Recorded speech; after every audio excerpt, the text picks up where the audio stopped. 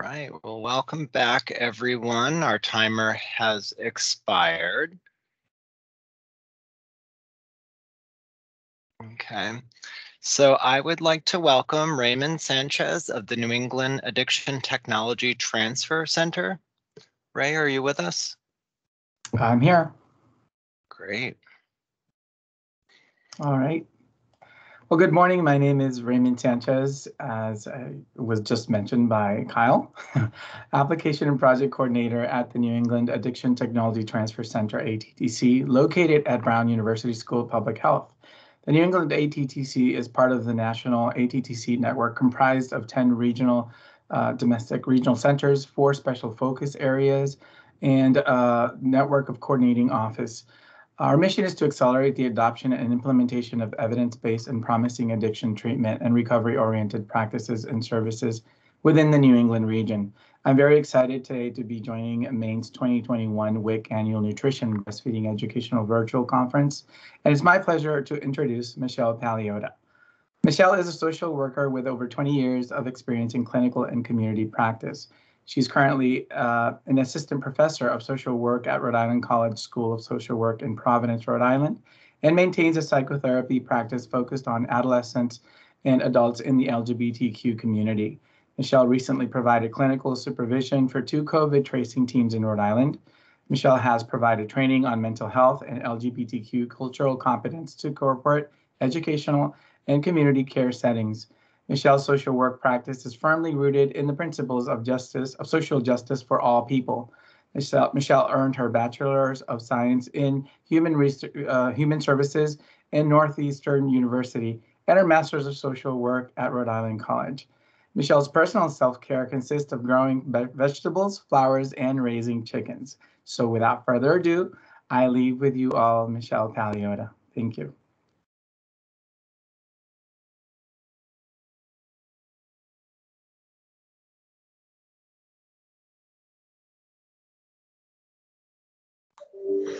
Michelle, I think you're muted.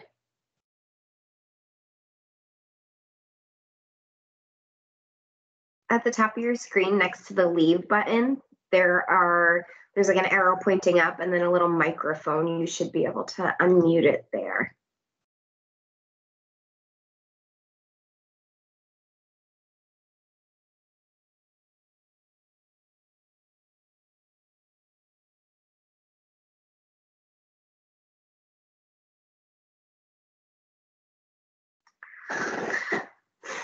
Let me see if I can.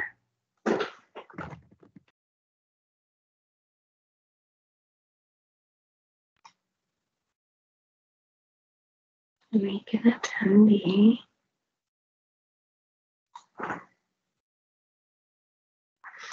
Okay, I just made you, it was saying that you weren't an attendee before. So why don't you try it now?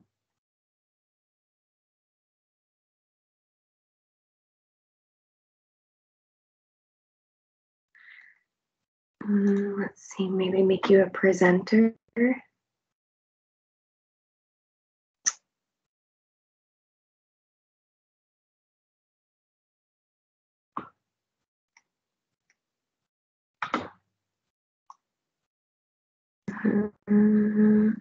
Do you see the leave button at the top of your screen? Are you in a web browser? You don't?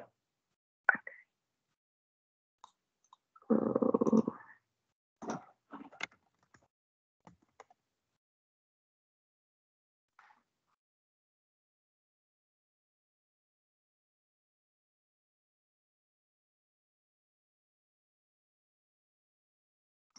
Great, thank you. We'll just wait a couple minutes here. More technical difficulties. Sorry about that, everybody.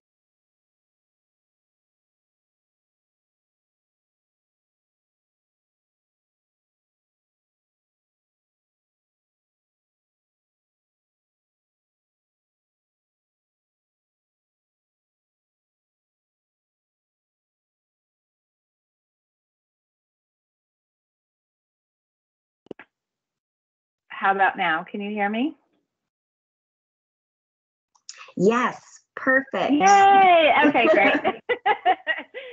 Sorry are. Yay, technology. And do you have the ability to share your screen? Do you have that? It says I can, so let's Perfect. see. All right. Let's see if it agrees with me. Let's see.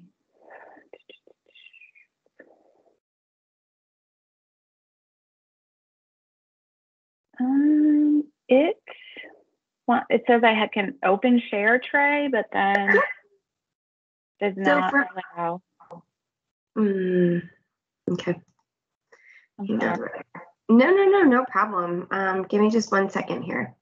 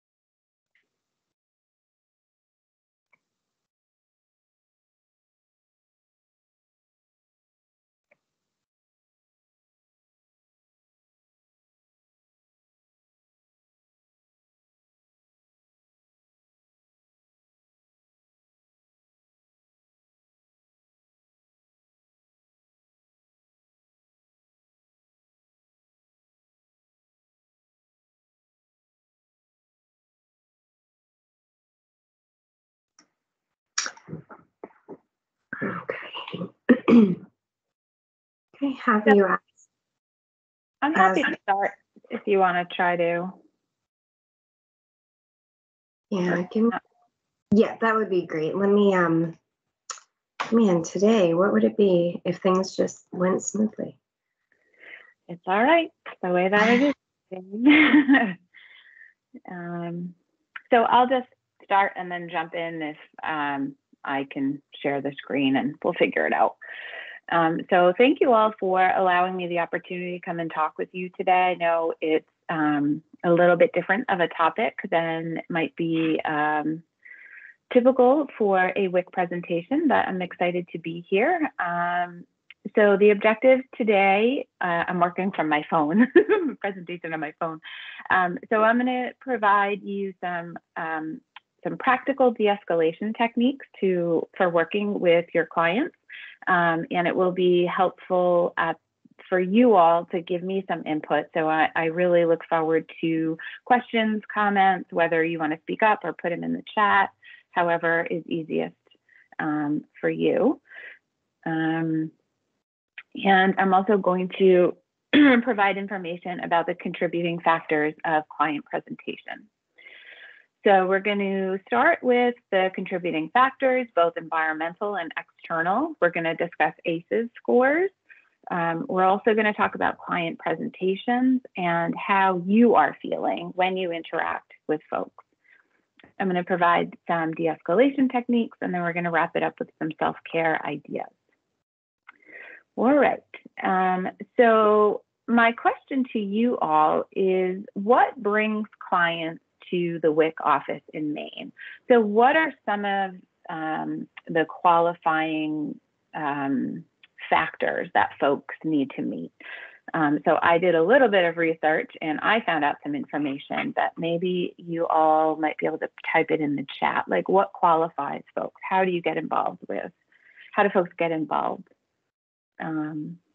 with WIC? Obviously, they need nutrition, right? For families, for kids. Yes.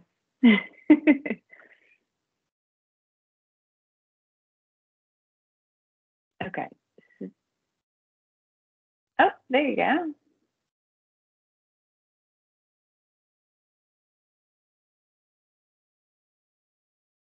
I can request control.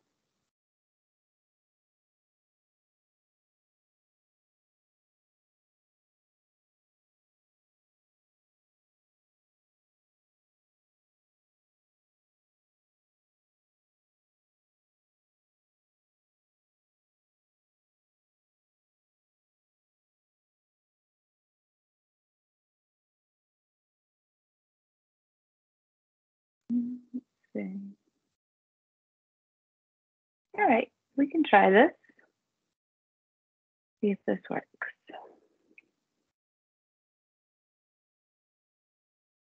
Okay, so again, oops, what are some of the environmental factors?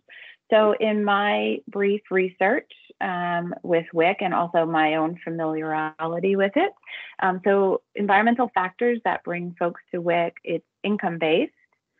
My understanding, it needs to be a nutritional risk. Housing may also be an issue if we're talking about income. What other factors that I'm missing? Or they need to feed their babies. Yes, Ginger. Yes, that's perfect. Thank you. What are other formula? Perfect. Okay, so very practical, concrete needs. Breastfeeding support. Awesome. My mom was always a huge advocate for breastfeeding. She drove everyone crazy about it, and I think it's awesome. So some really basic, practical breastfeeding supplies and resources for sure. Okay, so they need access to concrete resources to support themselves and their family. And if we look at sort of this old-fashioned hierarchy of what folks need to exist, the things you provide at WIC are essentially the most basic and, in fact, one of the most foundational, important things for folks to function and exist. And so the physiological needs, so food, water, sleep, shelter. And you all are a part of the foundation of what folks need to exist to feed and support healthy families. Then we look at the next level, which is safety. So again, folks are coming, your program is income-based, and there may be housing issues, there may be income issues, there may be not enough access to like utilities, heat, light, things like that. So again, you all are working with folks who have essentially really important basic needs in life. And this feeds into why it's important to understand trauma-informed care and how we work with folks and then how to de-escalate folks. So understand where they're coming from, how to meet them where they're at so that you all can do your job and provide them the things that they need. So above safety, love and belonging, right? So I think part of breastfeeding and part of feeding your children and taking care of your family is to provide a loving and belonging home and to encourage parents to bond with their children. And then, of course, when we start to have all of our basic needs met, then we begin to have more self-esteem and then, ideally self-actualization, which, is a lofty goal, but something we can all work towards. Okay, if anyone has questions, stop me or write it in the chat.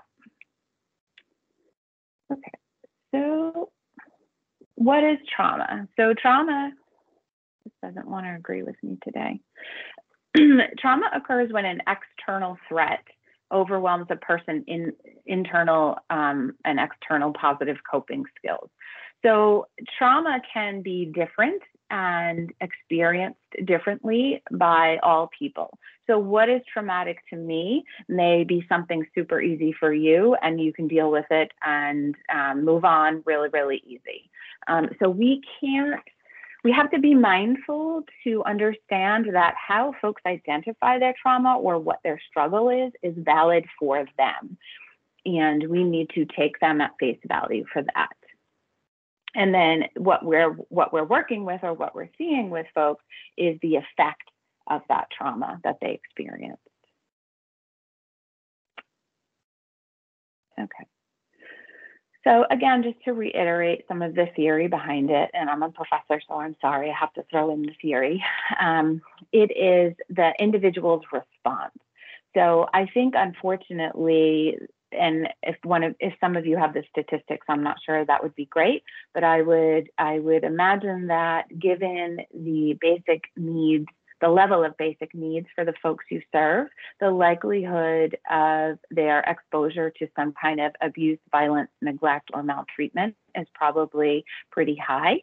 In fact, in the general population, it's pretty high. So it's important to have some concept and understanding of trauma and how it impacts people and how they present. One of the misconceptions is that the way that we adapt to trauma is a negative coping skill or a bad coping skill. You know, I would suggest that any coping skill we attempt to use is a great attempt to try to survive and manage. And that over time, maybe we can get a little bit better at our coping skills, and maybe we can try and utilize coping skills that are a little bit healthier. But any sort of attempt at coping is a great attempt. And it's a sense of resilience for folks. Okay. So this just outlines the process of trauma. And I'm not a big reader of slides. I don't think that's very fun for all of us. But essentially it breaks down to, there is the traumatic event. So there is an overwhelming event or a number of events that is challenging to a person. And if we think about children, because I know you all work with a lot of children as well, sometimes for children, a traumatic event, they don't necessarily need to see the event or have the event happen to them. They may just hear the event or know of the event or be hyper aware that there was something that happened. And that in itself for children can be really overwhelming and lead to or create a trauma response. I think most of us are familiar with the fight, flight, or freeze response. And I like to use the best example from my own life in that I really drive too fast all the time. And frequently I'm jamming on my brakes because I drive too fast.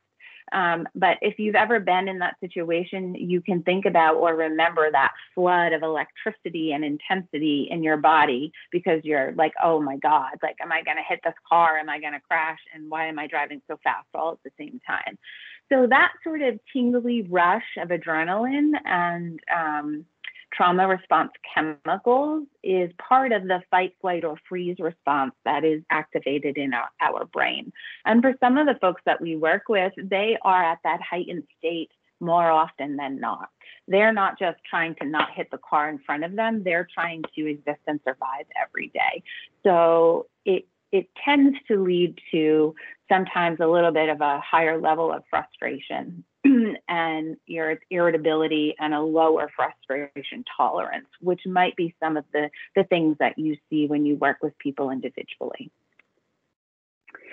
So the next step, is that there is the brain-body connection and the chemicals that the brain releases when you have a stress response.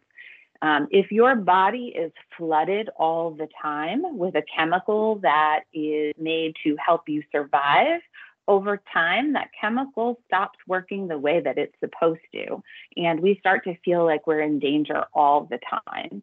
And so it's helpful to think about that folks you work with, are likely to have a higher trauma response and are likely to be a little bit more on edge. And you may see this when you're working with them, say you're working with them to give breastfeeding support, and it feels or looks like they're extra frustrated or really don't want to seem like maybe they're not trying hard enough or don't want to try, or they give up too soon and they have less patience. Some of that may be related to the overactive trauma response. Does that make sense to folks? Have you seen that? Some people? Okay. And then we have the psychological and physical distress. So a lot of things can be triggering. Yeah, you felt it. Great. Thank you. Maybe, Mitchell, maybe you drive too fast too. I don't know. So psychological and physical distress, right? So a lot of times,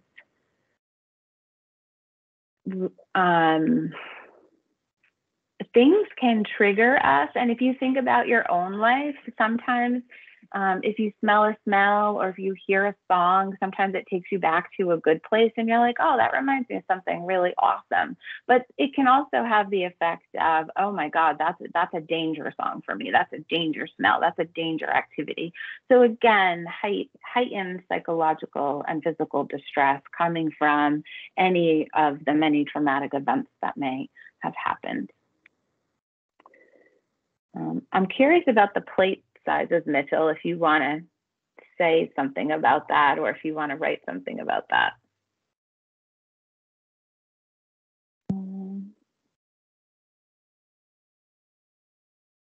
So some of the emotional and physical responses can fall into, yeah, some people's plates are smaller. Some people have no plates, right? What's that saying? I have no spoons left to give. Some people just have no plates. Yes, right. Thank you. So some people retreat or internalize this type of response. So those are the folks that maybe are more difficult to engage, more difficult to contact, or who just sort of, they're there, but they're not quite there. Sometimes we have to work a little harder to work with them or engage with them, and it takes a little bit more emotion out of us. Some folks, and unfortunately we see this a lot, have harmful behavior to themselves. So substance use, particularly, I know in New England, I'm in Rhode Island, and the substance use through the pandemic has just been explosive and deadly. I'm pretty sure Maine probably is experiencing something similar. So we may see more substance use disorders or eating disorders. I think someone maybe in the presentation before me was talking about nutrition and BMI, right? So all of this can be connected with how folks are interacting with your office.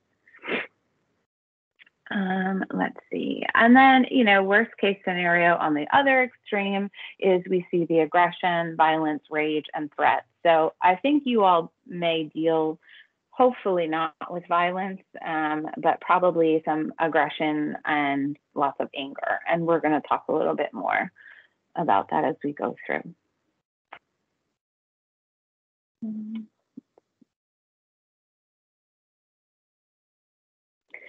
Okay. So there are some basic core principles of trauma-informed care. So we always want to try and create safe space. And I specifically put a rainbow-colored safe space because I want us all to remember that there are a lot of LGBTQ folks who are accessing WIC, and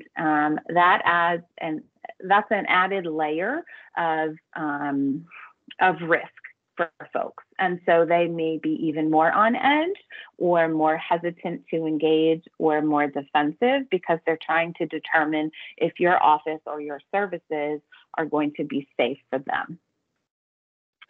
So safety breaks down into physical safety, mental safety, emotional safety.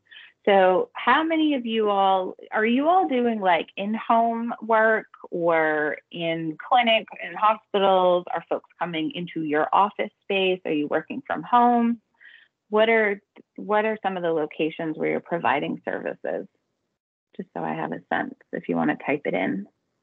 Clinic and phone, okay, in your office. So Mariah, folks are coming into your office, okay. We're back to people. We're back to interacting with humans again. Yay. Okay. And phone. Let's see. Appointments. Okay. Motels. Okay. Anna, is that folks are living in motels? Is that Phone, virtual, and home outreach spaces. Great. Okay. Yep. Great. Perfect. Thank you, Anna. Okay. So you all are having a lot of contact with people in a lot of different venues. And, I know for myself, the past 2 years, I've been providing clinical work and teaching online. So for me, I've really felt like it takes more out of me to be present and emote, whether it's on Zoom or on the phone. So I feel even more exhausted at the end of the day compared to when I was working, 12 hours a day outside of the house. So now you all are juggling between on the phone, virtual, sometimes in outreach spaces, sometimes in motels or other maybe not so great housing situations. So safety is really important to think about for yourself as well as for your clients. So how are you projecting a safe space in a motel where it's a new place for you that you've never been before? Or how are you projecting safety to someone that you're meeting for the first time over the phone or virtually? And how is your client feeling in that moment? What's their level of safety? So are they safe in your Zoom meeting, right? Are they in a safe space to talk to you? Who's around them? What's around them? Are they in a place to be honest with you? And sometimes we have to assess that on the fly, and probably most of you are doing that already. Trustworthiness, right? And so a lot of these core principles, I think, really come down to basic human kindness and care and the way that we want people to interact with us. How do I want a provider to interact with me is the same way I want to interact with my clients. So, trustworthiness, do what you say what you do, show up for appointments, provide the resources that you say you're going to, and also being honest when you can't get those resources or you can't make an appointment. A lot of the folks, and I'm sure you know this, that you work with have been let down frequently by providers.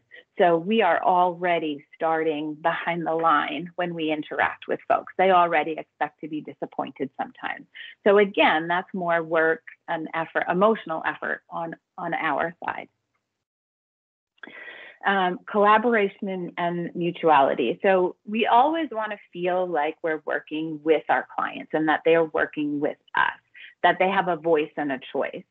So for example, Kelly, I'm just picking on you because you were kind enough to put in the chat. Kelly ideally would not go into someone's home and say, here's the plan you have to follow. Here's how you feed your kid. You can only do it this way. Here's the bottle you use. Here's the time frame you use. And if you don't do this, I'm not going to come back. That's like worst case. I'm sure you would never do that, Kelly. I don't know you. But in that interaction, you're not providing the client any opportunity to have a voice or have a choice. And their voice and choice matter very much because they are the expert on themselves and their child, and we are there to help them. Mutual responsibility is we always want to create and foster independence for folks we work with. And sometimes that's difficult because sometimes the people we work with, I know I'm guilty of this. I've worked in child welfare for a long time. I really want to take a lot of kids home and keep them forever. I want to take some of my students home and keep them forever. And we have to make sure that we're mindful of how we're feeling about our clients to make sure that they have independent skills and that they can take what we're teaching them and move forward in their life. I always tell people the goal is to get rid of me as your therapist. We'll do a lot of work together, but ultimately the goal is to get rid of me. And some of you have time limited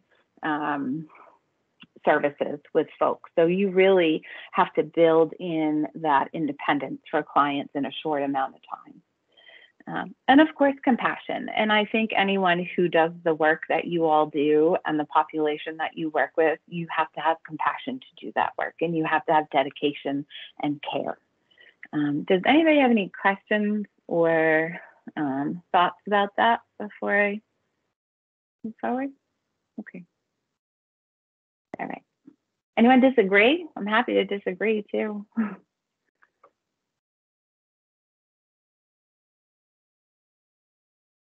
right. So the ACEs study, is anyone familiar with the ACEs study? If they feel comfortable, that's great. Has anyone ever heard of this before? Because I don't want to, yes, okay.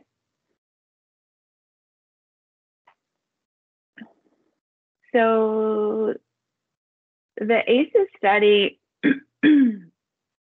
essentially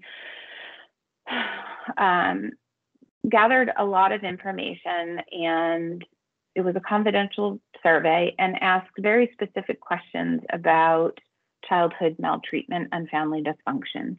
And what they found is that really across the board, almost all of us, including almost all of us in this presentation, have experienced some adverse childhood experiences.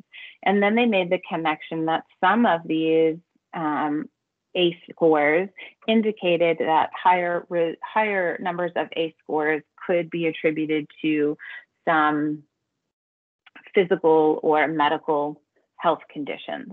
So I think this is important to pay attention to with WIC, is because you all are working with folks around physical health, medical health, nutrition. And this may be another added tool for you to pay attention to and try to consider. Maybe if one of the kids or the moms is really struggling with some health issues, it might be related to some of this, and it might be an opportunity. I'm not sure how much you all maybe provide, what's the word I want? Like referrals or recommendations for counseling. I'm not sure if you all are a part of that at all, but this might be an opportunity to bring that up with folks. So before I sort of click over to this, and I don't know if I'm going to be able to do, can the moderator click on that link and open that questionnaire, if that's possible?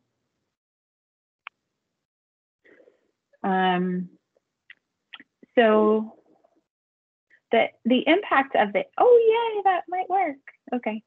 So the impact of the ACEs is that it talks about, it's related to the development of healthy identity, the perceptions of power in relationships, the ability to negotiate, choice and number of support system, and underestimating risk in relationships and environment. So our childhood experiences can have a great impact in how folks are interacting with you now. So if you can, I don't want to like go through all of the, well, I do want to go through all of them. What I would like for you to do is think about, as you look at this, what would be your ACE score? And think about your clients. What would be your client's ACE score?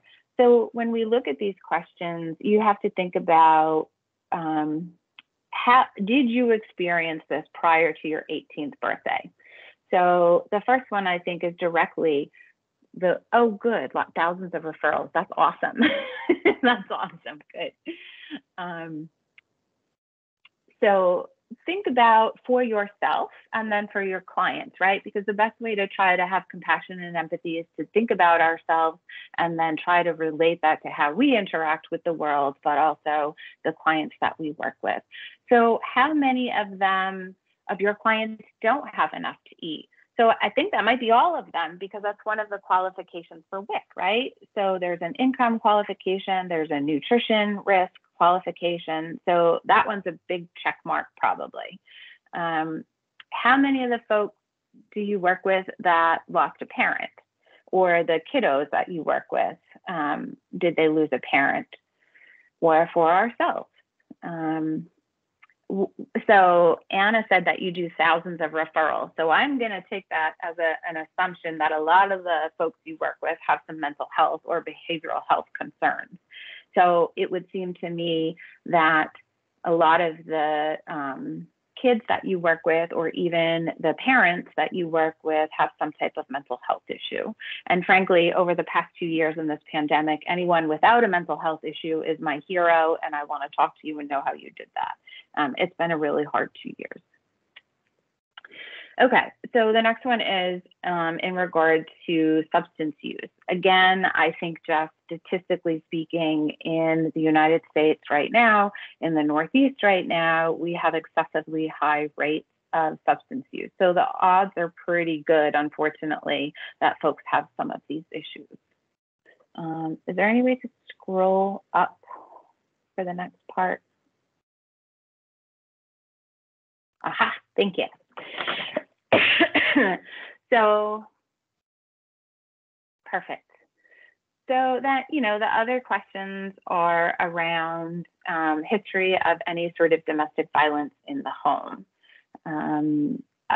history of anyone who was incarcerated. And again, unfortunately, I think for a lot of the folks we work with, these are probably all checkmarked. What is the relationship between the parent and the child? Was it abusive? Was it supportive? Or was it hurtful? Did you have experienced any sort of physical abuse? And the second to last question always makes my heart hurt a little bit is, did you feel that no one in your family loved you or thought you were special?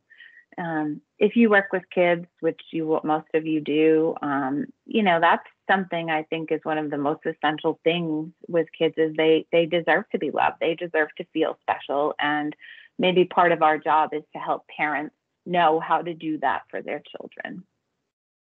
And the last question is around sexual abuse.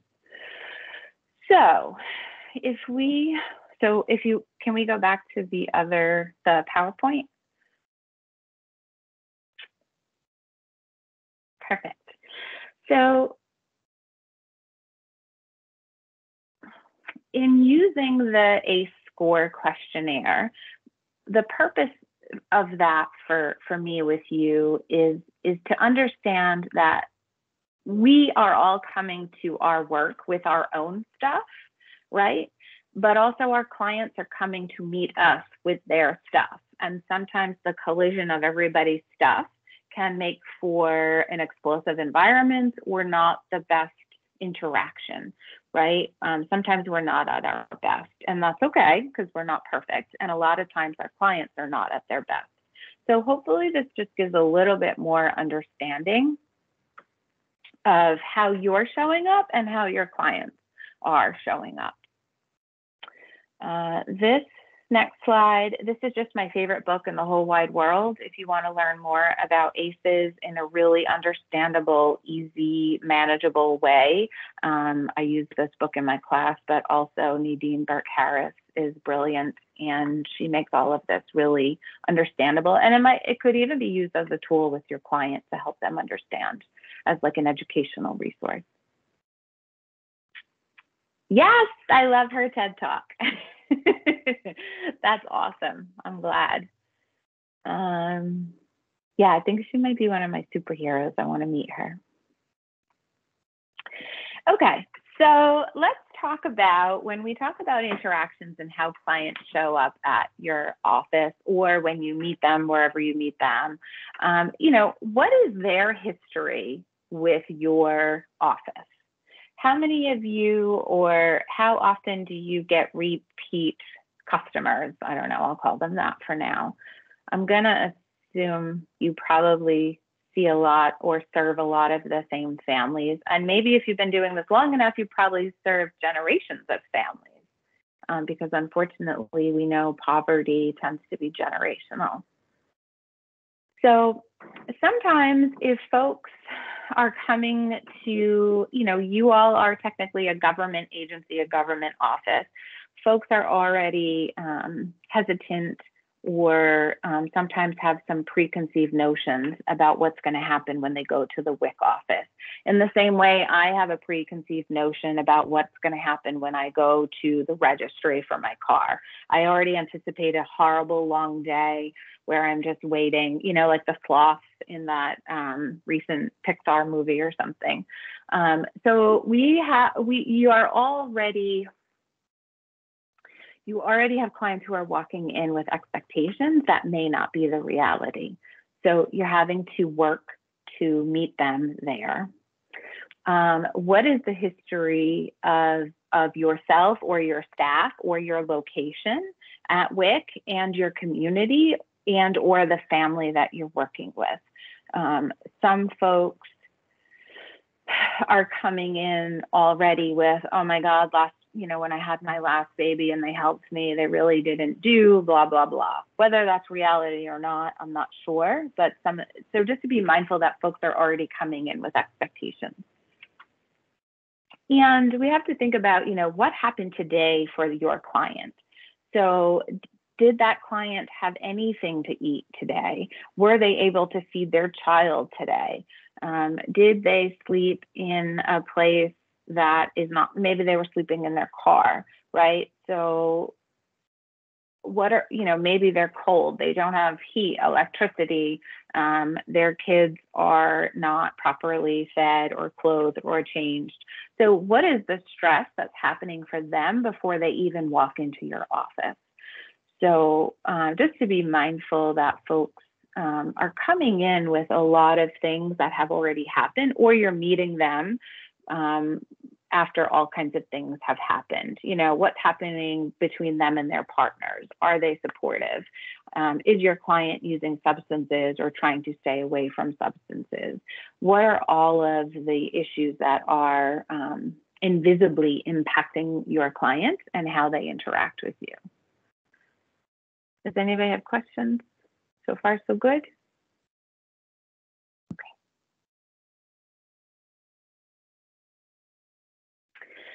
So the other part of this is, how are you feeling, right? So how am I feeling? So how was I feeling this morning before I met with you all to do this presentation?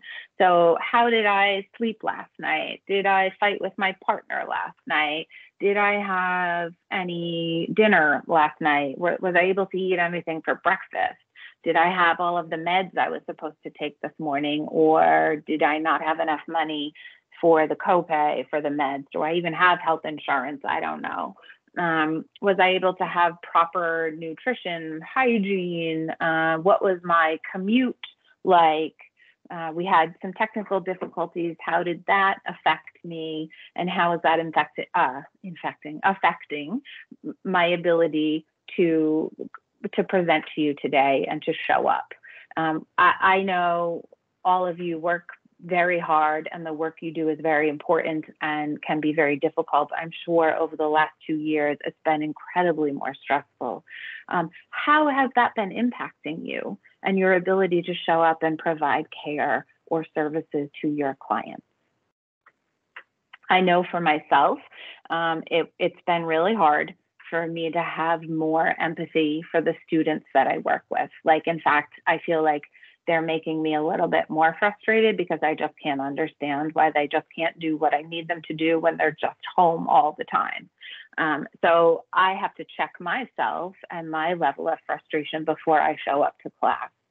So this is an important thing to think about before you start your day, or as you're starting your day, to go and work with other humans. So yes, you're providing essential nutrition services, but you're also providing customer service with maybe not always the happiest, healthiest folks.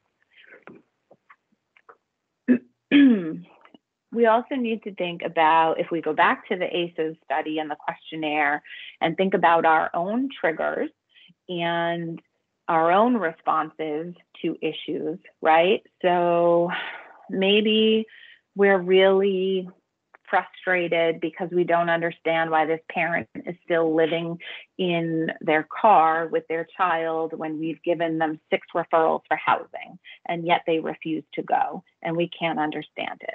So how is that thought process affecting the way that I interact with my client? So checking in with yourself and assessing with yourself, what am I feeling or thinking today and right now? What do I want to do right now? I really want to go home and just put my pajamas back on and crawl into bed and watch some bad TV all day because all of this is too overwhelming. Is that where your head's at? Or are you like, all right, I'm going to put my game face on. I'm going to do my job today. It's Friday in, I'm going to get through this training, and then I'm going to be able to relax after. How are you presenting that to this client, right? So however you're feeling or thinking or wanting to do, if you're distracted, maybe you have a kid that's sick, a lot of these things are distracting for us emotionally, mentally, and that it can impact how we show up for our clients. And more importantly, do you need a break? Do you need a timeout? I take timeouts all the time and remove myself, even for 3 minutes, to just clear your head, get up, walk away, have a break in between clients. I know you all are very busy, and I know some of this seems overly ideal, but also it's practical and can help you provide the best services possible for your clients. All right, any questions? Good. Okay. So de-escalation techniques. I thought you would never get here, Michelle. So we want to listen, understand, and hear the folks we work with. So a lot of times anger is the most accessible emotion we have, and it's the most understood emotion we have. We all know what anger looks like, and we all know what comes from anger, right? So it's a way to protect ourselves and to try to control the environment. Typically, anger is a curtain for all of the other emotions that are behind it. So hurt, sadness, fear, insecurity. Perhaps for some of your clients, there is shame and embarrassment. This may be the first time they've had to ask for help. Maybe it's the third time and they really can't believe that they need the help again. So we need to be mindful, like, is this person really angry and put off because of something specific, or is there other stuff going on? And trying to pay attention to how you then interact with a person who might be angry or upset. So validating a person and their emotion and their presentation is really important in de-escalating them. I think frequently we try to tell people that, you know, don't be so mad, don't be so upset, or it's really not that bad. But think about for yourself, does that help you or does that annoy you? So sometimes we just have to agree and say, yeah, you know what, Caitlin, like, I get it. You're having a bad day. I get it. This is not ideal. It makes total sense why you're this mad. So just validating where they're at and how they're showing up to your interaction. So if you're in an office or if you're in a space where you're meeting in person with folks, your clients, and they seem to be getting more agitated or frustrated or loud, sometimes if it is safe for you and for your client, remove them from the situation. So for example, if you're in a big waiting room and there's, 20 people waiting for their appointment, and you're the person at the front desk and you're trying to manage appointments and you're trying to manage the providers, and your client walks in and or the next appointment walks in and they're really agitated and getting loud, it might be possible to say, hey, Mary, why don't let's go into this room real quick, and then that way I can give you all the attention that you need right now, right? So you remove the person, you remove the audience, and you give the person validation and more supportive and direct care and attention for their needs in that moment. That can be one way to de-escalate. And if if you're meeting folks in the community, sometimes it's great to just take a walk, especially if you're working with adolescents or younger people. I always utilize walks to get kids to talk, or even adults. If you're not being forced face to face and you're like driving or walking, sometimes it's easier for folks to feel more comfortable to talk about what's going on. So that allows opportunity to de-escalate and calm down.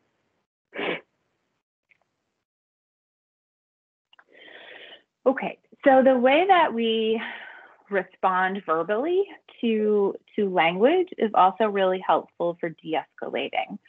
So practicing reflective listening, which is a skill that can work in all areas of your life, whether it's with your kids, your partner, your staff, practicing saying, I hear you say that Tom blew you off for the appointment and didn't give you all the formula that you needed. Maybe that's not true, but in the moment, this is what your client is saying. And so I hear you saying he blew you off. How can I be helpful right now? So addressing, identifying, validating their emotion and their frustration, and then providing opportunity, right? How can I help? So asking open-ended questions. So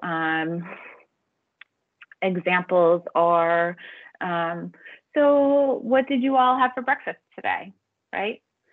That gives them lots of options to tell you what they may or may not have had. Or what are you all doing for the rest of the day? As opposed to just yes or no questions. It allows your client, the person, to stop, think, process, and respond. Offer choices. As much, I'm a big fan of 3. If you can offer 3 choices, you can make a decision and you can feel like you have a decision. So if and when there is choice, try to offer it as far as like, so I hear you say Tom blew you off and he didn't give you the formula you needed. So how can I help? And they're like, I don't know, you people never help me. You never give me what I need. And so, you can say, okay, so, it sounds like you're frustrated and this is what I can do. I have formula A in my car now, and I'm happy to give you a bunch of that. Or I can drive back to the office and get formula B and bring that back to you. Or if you want to wait until next week, I'll have formula C. So being aware, having the information, and providing the choices. That also allows your client to feel like they have a say. And we talked about voice and choice before. Sometimes there is no choice, right?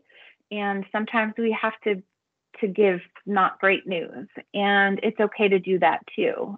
To say, listen, Susan, I know it feels like you don't have a choice and I'm sorry. This is what I have right now. Like, I'm at the mercy of the government. They didn't send the formula, and how can we make this work? So that implies collaboration and understanding. So language can be really important. And then continuing to offer support and help. Even if there's nothing tangible that we can do, we can still be a human to our client and to witness and experience their frustration with them. Makes sense? Questions, comments, complaints?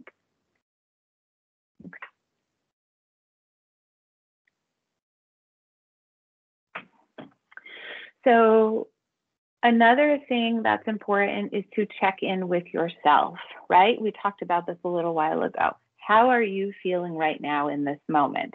How are you feeling walking into this motel where last week you had to walk through, 4 people who tried to sell you drugs, and you may or may not have witnessed children being unsupervised that you may or may not be concerned about. And now here you are again at this motel and you're having to provide services. So where am I at emotionally, mentally, physically? And then how am I communicating to my clients? How is that affecting how I communicate? Am I being supportive? Am I being assertive? Am I being aggressive? Am I arguing with my client? And sometimes when we have our own stuff, it's really hard not to engage in arguing with our clients. It happens all the time. And we make mistakes. We're not perfect. And we're not always at our best all the time. So some really easy physical ways to de-escalate is to reduce your intimidation. So if a client is sitting, you can also sit as opposed to standing over them, which can feel really intimidating and closed in. Open, inviting posture, right?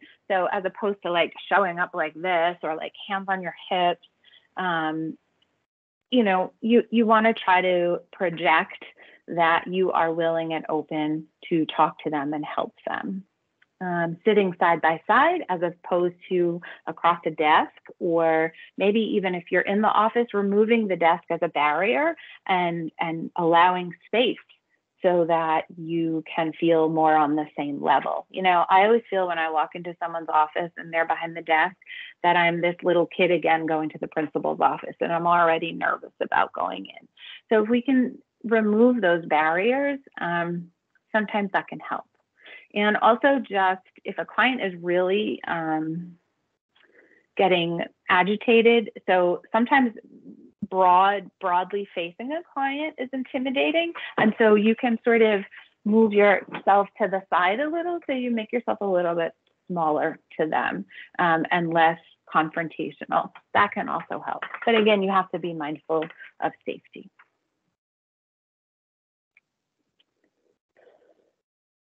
Okay. So one of the other things that happens is we get a lot of pushback. So clients are afraid, they're embarrassed, they're ashamed, they're nervous, they have 27 problems happening at the same time. And a lot of times they just don't want to hear the information you're trying to give them. So this is normal, and we have to try to not take it personal. That's the other thing. The more, you know, when a client is sort of being hesitant or pushing against what we're trying to offer, the more we try to push back or enforce what we're providing, the more they're going to back way off and be less interested to deal with us.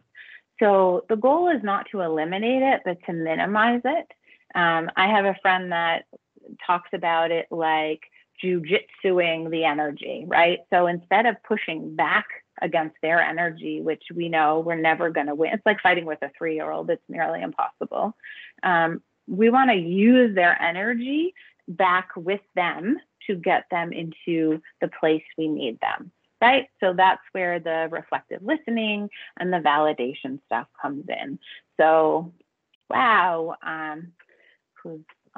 Samantha. Wow, Samantha, like, you're really not interested in this service today. You must have a lot going on. Is there anything I can do to help right now? And just validating and identifying and using her pushback, labeling it in that moment, instead of just trying to go ahead and provide the services you showed up for. So sometimes we have to do more work, and sometimes it's work that's not necessarily our work, but it can also provide opportunity to do more work. Anybody have questions? Good. Okay.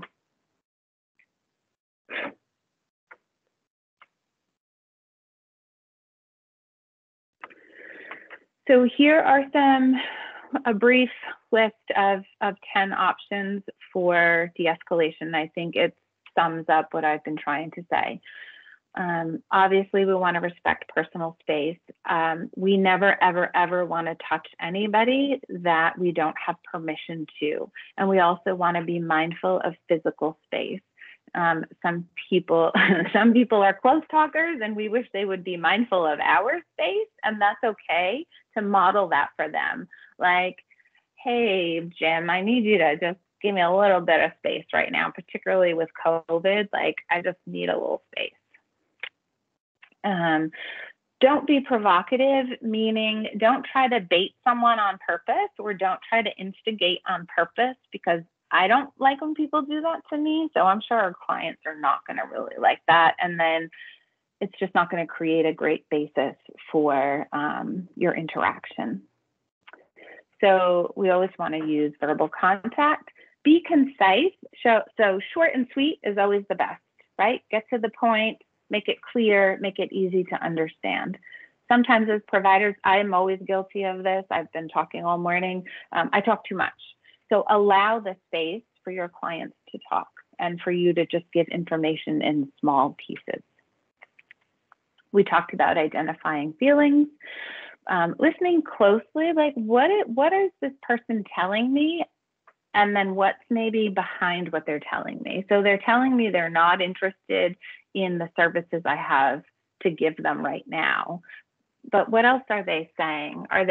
Does that really mean right now they're not in a safe space to get the services and I should come back? Or is it about me specifically, or is it about them? So we have to listen, but then we also have to listen for what they're not saying. Perfectly acceptable to agree or agree to disagree, and that's fine. Again, that goes back to voice and choice. Setting limits, what you will and will not entertain, right? So I'm not going to come and work with you when your drug dealer is sitting in the room with us, or I'm not going to come work here with you today if your abuser is still in the building, or if you're not ready for the appointment, just call me and let me know and I'll come when you're ready. So setting limits and boundaries that are safe and appropriate is a way to model safety for them and for you. And especially when you're doing work in the community, safety should always be one of the highest priorities for you. We talked about offering choices and optimism, and then debriefing afterward, right? So when things have calmed down, and you have the opportunity, and it may not be the same day, talk about and process what just happened and how everybody's feeling and how you can move forward from there. Questions? Good.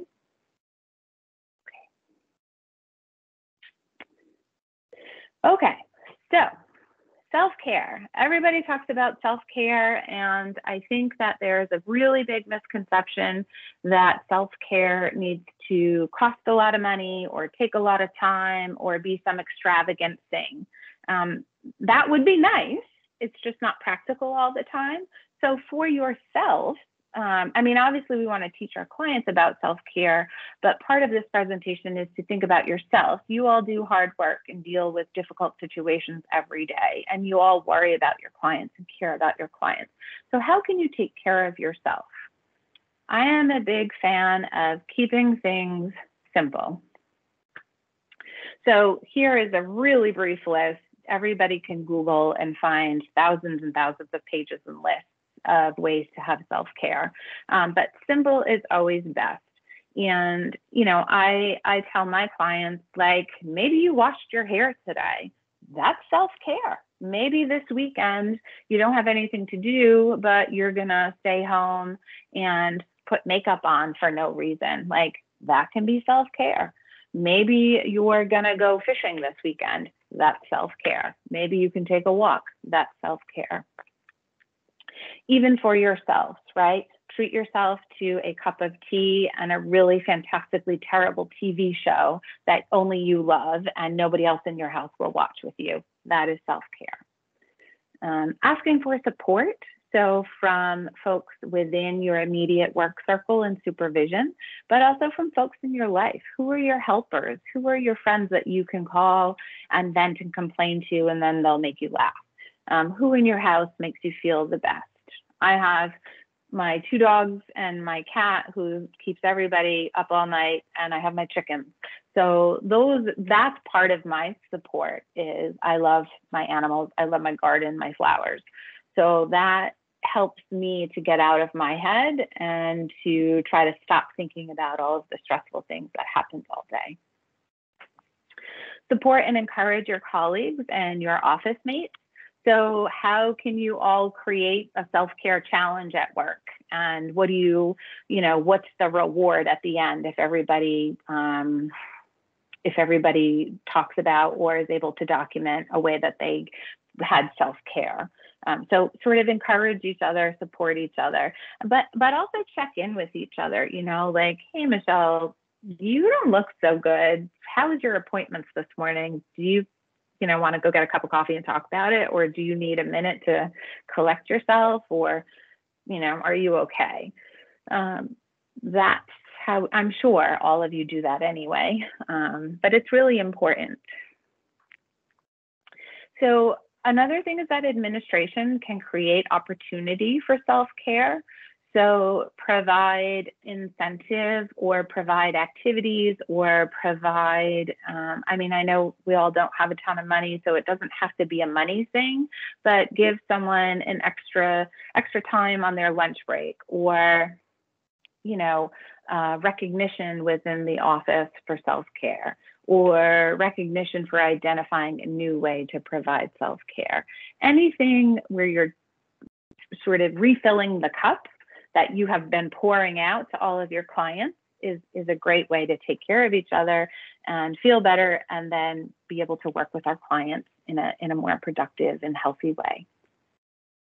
And then building incentives any way that you can try to build incentives for your staff or for each other, or even with good friends in the office. You know, what did you do for yourself today? Awesome. So now, you know, whatever, we can go for a walk at lunch instead of sitting at our desks.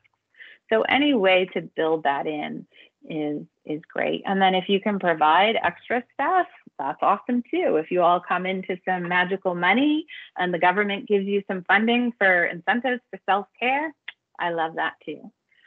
Did anybody have questions or comments about that kind of stuff?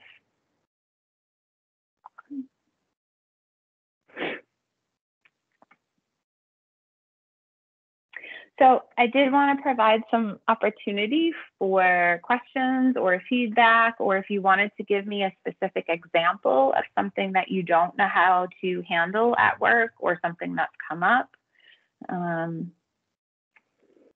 I certainly am happy to provide some input on that.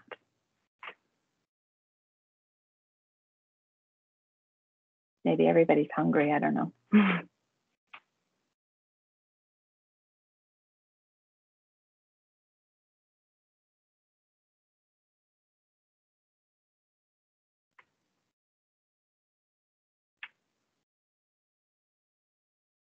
Okay.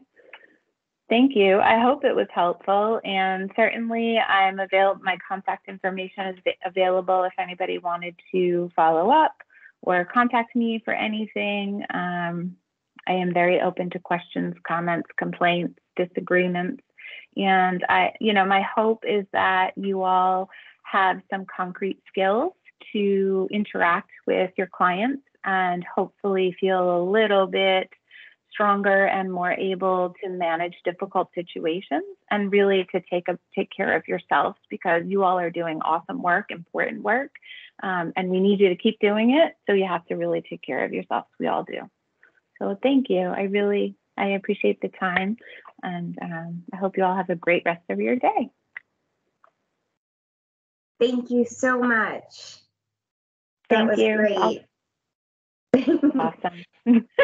Have a great day. Well, we're gonna include your slides in the post conference email, so everybody will have all of your contact information and your slide presentation. So if any questions do come up, they'll know where to contact you. And thank you again. That was wonderful. Okay. Thank you all. Have a good day. Enjoy lunch. Bye. Bye. All right. Looks like we're a little bit ahead of schedule. So we will get a full hour for lunch instead of 45 minutes. So Kyle, if you want to pop the timer up. Absolutely. So we'll say 45 minutes, but then I will put on an additional 15-minute timer after that. So stay tuned. Great. We'll see y'all at 1.